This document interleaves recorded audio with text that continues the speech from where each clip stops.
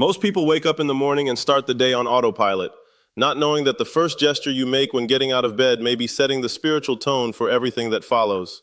I know it seems small, a detail, something that would never cross your mind to stop and think about, but this is exactly what Kabbalah teaches us that we ignore: the small portals, the micro decisions that, repeated day after day, build or dismantle the channel through which abundance can flow. And what I'm going to show you today comes from a teaching that has long been restricted to the deeper circles of Jewish study. Not because it was secret out of vanity, but because it requires a spiritual maturity to receive. And I believe you have that maturity, otherwise you wouldn't be here.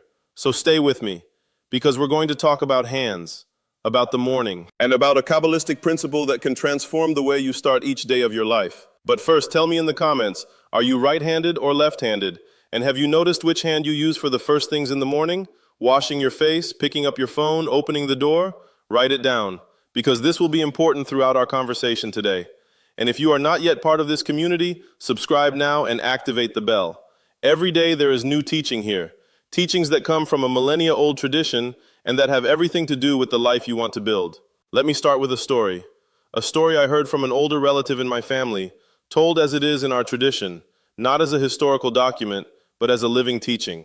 Imagine a woman, daughter of an Ashkenazi Jewish family, who grew up in a small community in the countryside. Since she was a child, she observed her grandfather doing a strange thing every morning.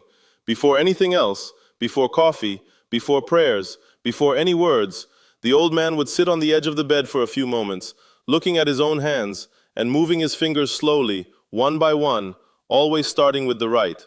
His granddaughter once asked, "Grandpa, what are you doing?" And he replied with that calmness of someone who never needed to rush an answer, "I am reminding my body who is in charge today. Not fatigue, not fear, me." She didn't understand at the time, but that image stayed with her. And years later, when she began to study the tradition more deeply, she understood that her grandfather was practicing something with very ancient roots, a consciousness about the hands that Kabbalah articulates with impressive richness. This story stayed with me because it captures something essential. The body knows things that the mind has not yet processed. And when you bring awareness to the body early in the morning, you are signaling to your entire system, physical, emotional, spiritual, that the day begins with intention, not with reaction. So let's get into the teaching, and let's start with a concept that is fundamental to everything that comes after. In the Kabbalistic tradition, the two hands are not equal. It is not a matter of physical dominance, being right-handed or left-handed. It is a matter of spiritual polarity. The hands carry two energies that complement each other, and when balanced, create the perfect channel for manifestation.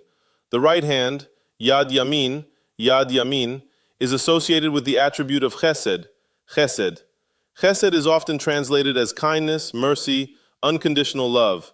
It is the energy that flows, that expands, that offers, that gives. In the Tree of Life, the central map of Kabbalah, Chesed is on the right pillar, the pillar of expansion. The left hand, Yad Smol, is associated with the attribute of Gevura, Gevura. Gevura is strength, judgment, restraint, limit. It is the energy that filters, that protects, that defines boundaries. In the map of the Tree of Life, Gevura is in the left pillar, the pillar of restriction. And the great Kabbalistic wisdom is not to say that one hand is better than the other. It is to say that full life happens in the dynamic balance between these two forces. Chesed without Gevura is dilution, generosity without discernment, openness without protection. Gevura without Chesed is rigidity, control without compassion, strength without love. And this dance begins in the morning, the moment you wake up. The Shulchan Aruch, the great code of Jewish law compiled in the 16th century, begins with an instruction that seems almost absurdly simple for such an important text. It says that a human being should rise in the morning with vigor, like a lion, to serve the Creator. And one of the first practices described is the ritual washing of the hands, the Netilat Yadayim. But what few teach outside of study circles is why this practice comes so early and is so emphasized. Kabbalists taught that during sleep, consciousness partially elevates. The soul takes a journey while the body rests.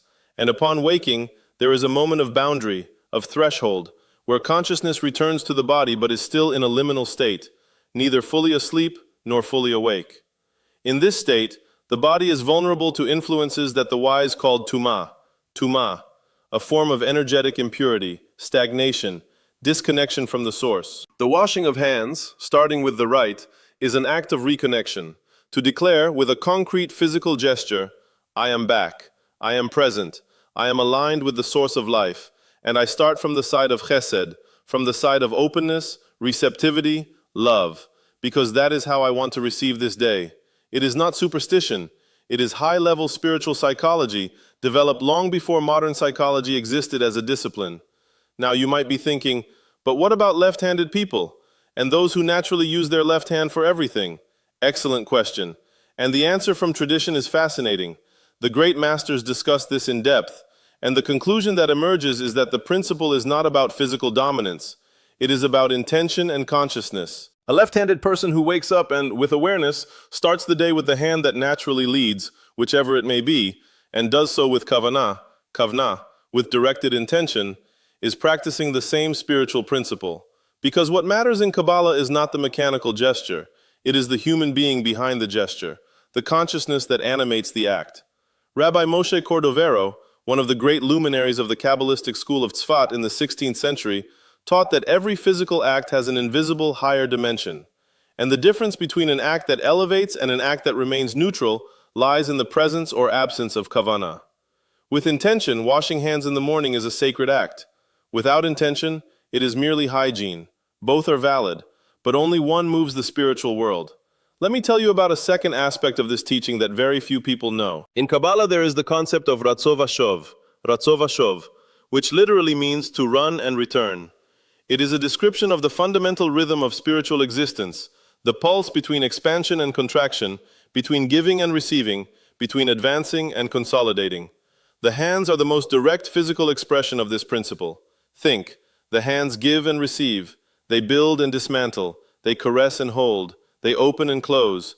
They are the primary instruments through which a human being interacts with the material world, and according to Kabbalah, also with the spiritual world.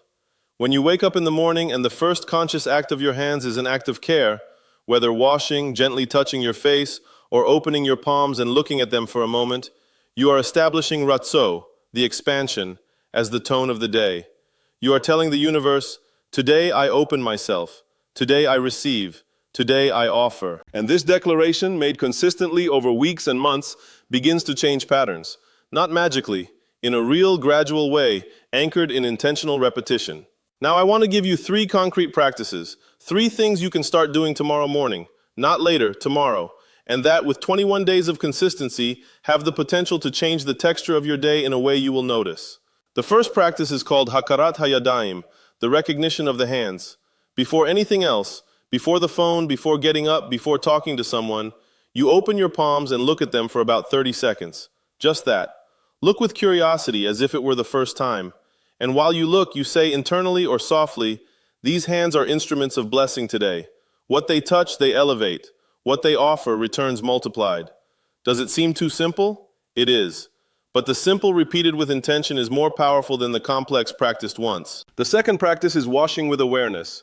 If you already have the habit of washing your face in the morning, and you probably do, I want you to transform that moment into a ritual of intention.